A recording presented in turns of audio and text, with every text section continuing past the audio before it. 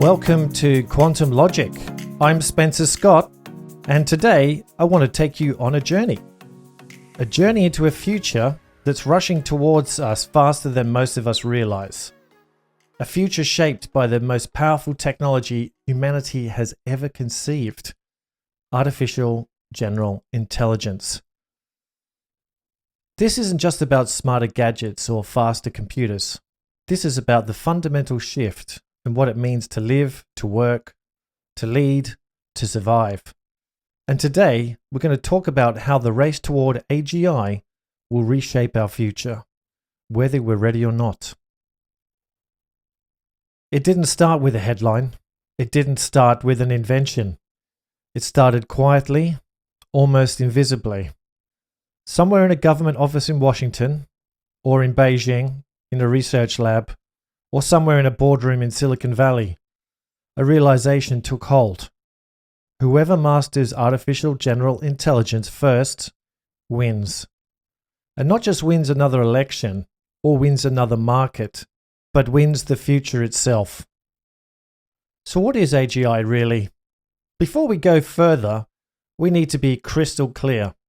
AGI is not just a better chatbot. It's not a faster way to generate emails or recognize your face in photos. AGI is intelligence that can think across domains, learn things it's never been taught, adapt to environments it's never seen, create solutions in areas it's never been programmed to understand.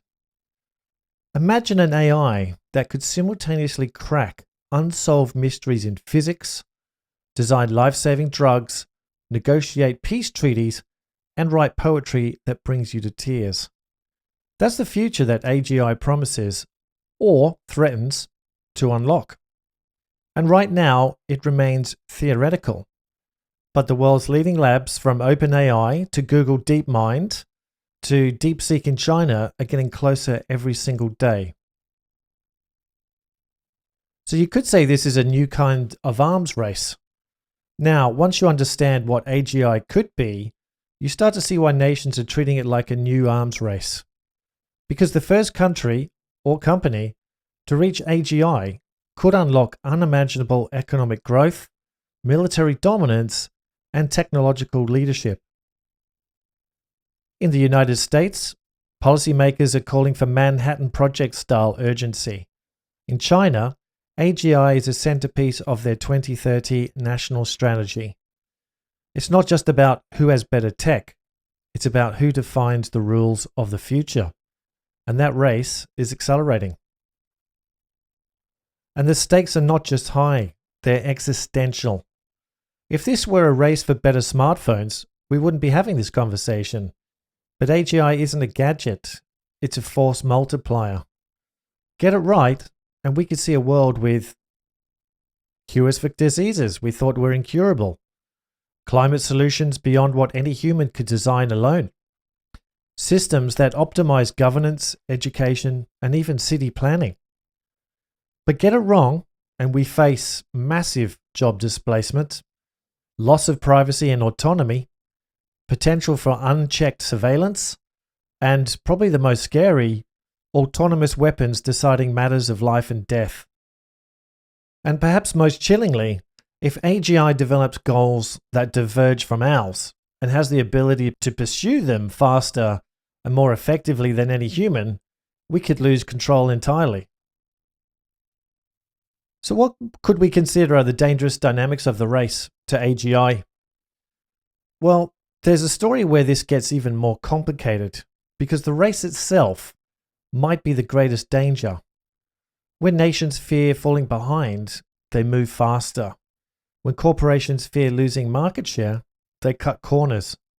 When investors chase headlines, safety becomes an afterthought. And when the focus is on speed rather than stewardship, we create systems we barely understand and unleash them into a world that potentially isn't ready. Safety checks get skipped, transparency gets sacrificed, collaboration gets replaced with secrecy and competition. It's a classic arms race trap. Everyone moves faster, not because they want to, but because they're afraid the other side will.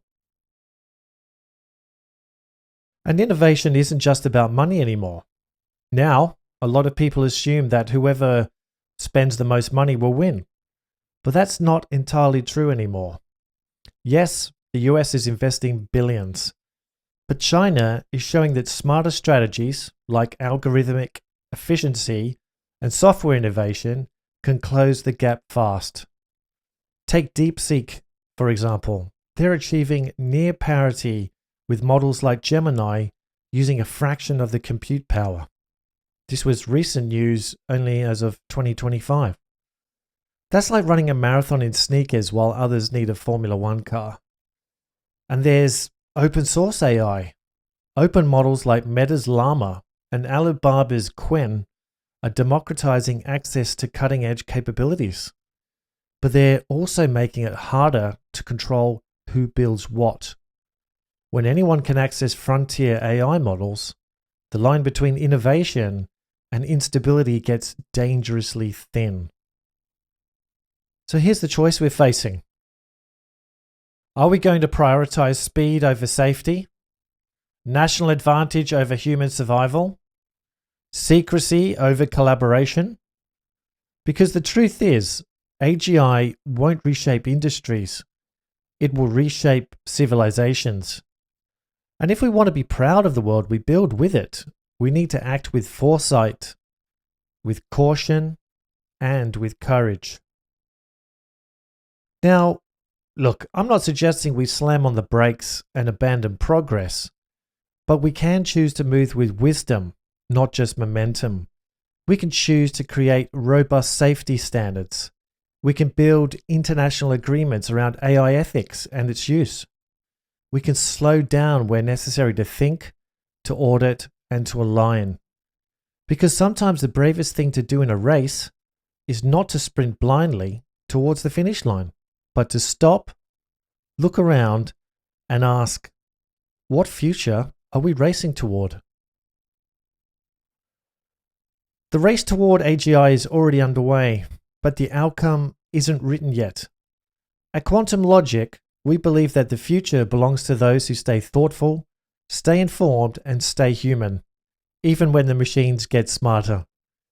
If today's episode sparked something for you, share it, because the more voices we have pushing for wisdom and responsibility, the better shot we have at building a future we all want to live in.